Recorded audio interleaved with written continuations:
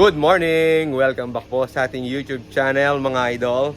Ako po si Ryan Punsalan. Nandito po tayo sa ating Breeders' Loft. So ngayong umaga tayo ay magpapakain ng ating mga alaga. Ang dami na naman ating mga alaga ngayon mga lods. So tara, samahan nyo ako, papakita ko sa inyo. Sa lahat, dito muna tayo sa may ating mga Breeders' Loft mga idol. Mga Breeders' Cage pala dito, Nobles Cage. And update lang tayo. So mga lods, ngayon meron na tayong maha-harvest na dalawa na namang inakay. Ito, yan o, kitang-kita nyo naman. Papakainin ko lang sila. Pagkatapos ay isasama ko na sila doon sa ating Flyers Loft. Meron na tayong 5. Bali 5 na, kompleto na yung ating team para sa norte. Lahat yan mga naka-young bird yan, 2 young bird. Mamaya sasama ko na natin yan, dadaling ko na yan doon sa ating Flyers Loft sa taas. At dito naman, yan, tamang-tama, buhay na buhay pa yung ating ini-inbreed mga lods. Meron akong pinaampon dito na baby nito yon mga lods. Actually ito yon, anak nito, mga inbreed na Benito Goque Tututubi. Yan, pinaparami ko kasi yung lahi nila mga lods, kasi nangungunti na yung mga lahi natin yan, magpaparami tayo. So dito ko muna nilagay, pinayaya ko, buti na lang nabubuhay nila. Magaling talagang magyaya tong dalawang to, itong ating foundation cock na to. Yan yung ating Basra Foundation. Yan yung blue bar na yan. Ngayon, yung mga itlog niya, may itlog na rin yan. Nilagay ko naman dito. Tsaka dito, pinaghiwa-hiwalay ko. Actually, nandito lang pala, 2 to. Yan. Buksan na. Ayun, yung 2 itlog. Kita nyo, may 2 itlog. Itlog nila yan, mga lods. Nilipat ko muna. Ayun, sumilip na, mga lods. Naku, mukhang gutom na yung ating baby. Sana nasusubuan. Hindi ko lang alam kung nasusubuan ng maayos pero buhay pa naman kaya sa tingin ko maayos naman. So update ko kayo mga lods pag yan ay kung anong mangyari dyan. Dito naman, ito ayan, nang itlog na rin yung ating ano ba to? Pakita natin. Ayan, line breed naman to, line breeding ng Goque Jaime Lim. Yan ang laman ng 2 yan. So bali sila ay maglola na, kung di ako nagkakamali, o maglola na sa tuhod, no? Ito yung lola ay matanda, ayun yung cock.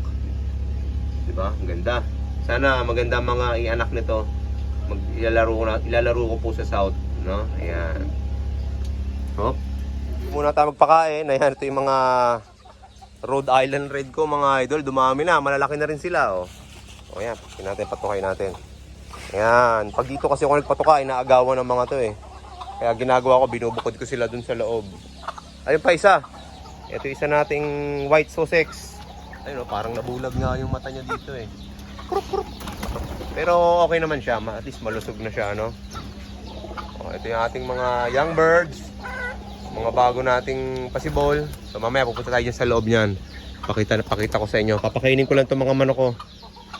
Ayun, nagsisigawan na yung mga inakay nito.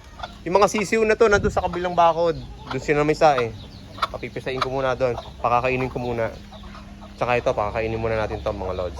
Ayan, mga sisiw. Mga native chicken. Ito nga pala yung mga native chicken ko dito. Ayan Dito sila, kasi dito sila namisa Ayan, kita nyo yung sako na yan. May sakong, nakita ko sa inyo. Ayan, yung sako na yan. Diyan sila namisa. Diyan namisa yung inahin na yan. So nilagyan ko lang ng sako para hindi mabasa ng ulan. Ayan, napisa lahat Pero mas maganda rito mga lods kasi madamo, no? Mas malusog mas marami sila makakain na mga insekto. So ayan sila Madami na mating mga sisiw. So ngayon binubuhusan ko lang sila dyan ng patuka para ayan, tumuka-tuka na sila dyan. Tapos nilagyan ko na lang din ng tubig. Ayan, binubuhusan ko ng tubig. Bahala na sila ngayon dyan, diba? Mas maganda pa nga dito parang mas masisigla sila Ayun parang may mahina. Sana mabuhay lahat ng mga lods. Ayan, kita nyo naman. Ayos. So ayan mga lods, itutukaan na yung ating mga chicken dito. Ayan, malalaki na yung mga papisahan natin So hindi ko pa sila inaalpasan kasi baka alam mo na may mga sakit, makakuha sila ng sakit, mamatay na naman. Nangunti na nga sila At least nabubuhay na sila dito, no? Palalakihin ko muna sila hanggang sa kaya na nilang mag-isa sa labas. Okay. Mga breeders natin mga nakikituka. Ayan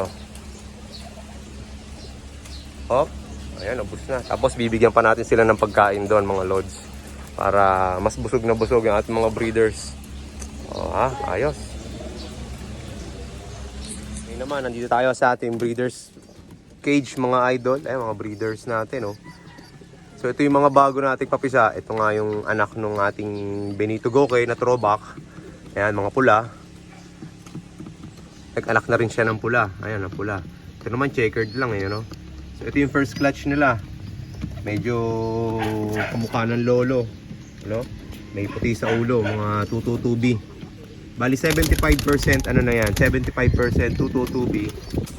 25% tong high milim na na-acquire din natin. So yun po ang timplado niyan, 75-25, no? Sana ito, ang ganda nito, nag-throwback na kulay pula, 'di ba? Kung mapapansin niyo, may mga kulay pula sa loft ni Idol Benito Goke, yan, mga yan. Mga nag-throwback. Yung pala mga Vandenbroek do, yon sabi niya. Makikita niyo naman yon, mga kulay pula na ganyan, recessive red kalimitan, no? So yan ang mga bloodline ng 222B. Mga nagto-throwback na kulay pula. So ayan sila. So, ito yung kanya lang, ito yung kak natin. So, ayan, typical na 222B, blue bar pied. Tapos may puti sa leeg. O, diba? Ayan, o. Sana mabuhay itong mga to. Ayan, hinahayaan lang natin yan dyan. So, ayan, dito naman, mga idol. Ito ay yung mga finisher natin ng mga nakaraang South at Summer nung isang taon. Ayan, ito yung ating Bafa, second overall champion. Tapos ito naman, finisher nung isang taon, nung summer. Finisher din ng South nung isang taon. Nilaro ko din ngayong South. Nawala nung third lap, bumalik nung isang linggo. Tama-tama, may asawa na agad siya. O, ayan. Si Sayang yan eh. O, di ba? Hindi ko alam, buti, nakabalik pa nga siya, oh. Wala na siyang pakpak sa kanan, ano, lugon yung pakpak niya. Pero buti nakalipad pa, nagawa pa niyang makabalik. Walang nangyaring masama sa kanya, no? So ngayon, reward niya, ayan, bibigyan na natin ng asawa. Kaya mo na yan, tama na ang kanyang paghihirap. At least siya ay nakauwi. Wala man siyang nakuhang mga award, eh ayos lang yun. Ang mahalaga ay nakauwi siya dito sa ating loft, no? O yan, yung kak natin, tama-tama. So bali sila ay magiging line breeding, mga idol. Bali, foundation, ang foundation nito ay yung Basra line na blue bar. Tsaka yung ating Florizone, hindi nang magiging line breed niyan. Magiging lines nila. May halo na iba pero mas lamang dyan yung Florizone tsaka yung Basra line. So yan ang kanilang common line. Ayan, sana magbigay ng magandang anak, no? Okay, ayos. Ngayon naman mga kalapatids, itong young bird na to, yan. Bagong hango to mga lods, mainit-init pa. So isasama ko na to dito sa ating mga young bird. Oh, bakit mayroon nakapasok dito na impostor? Lintik ka, paano nakapasok dito yan? So ayan, ito isa nating young bird. Ayan, sinama na natin sila dyan. Baala na sila dyang matuto. So bali meron na dyang apat na sila. Oh, yung isa hindi ko pa sinama kasi medyo mahina-hina pa, baka hindi kayanin. Sa isang araw, sasama ko na siya dito. Ayan, ito malakas na to mga lods, kaya sinama ko na siya dyan. Ayan, kasama yung ating mga naunang hinango. Bali, 5 lang po yung ating pang norte na young bird. So sana mayroon naman kahit paanong tumira, no? Sana naman ay pala rin tayo ngayong taon sa north. First time lang natin maglalaro sa norte, mga lods. Ayan, sana ay pala rin tayo. Sana ipagkaloob sa atin ni Lord, ano? Kahit anong top 10, okay na yon. Mahalaga ay makasungki tayo ngayong norte sa MRPC. So ayan, merong isa ditong impostor, eh. Ayun o, yun o. Ewan ko saan galing yan, dagit na naman. Yung dagit yan, o. Mamaya huhulihin ko na yan, mga lods. Videohan muna natin to. Ayos. So ngayon, pakakainin ko na sila para sila ay makapag-almusal na, no? Pagkatapos iiwanan ko na ulit. Ayan sila, mga lods. So iiwanan ko na yung mga yan dyan hanggang sila ay kumain, maghapon. So isang beses ko lang sila pinapakain sa maghapon, pero madami naman. Sa sagot na yun ang maghapon nilang kain. O yan, sana ay merong dumulo sa norte sa mga yan.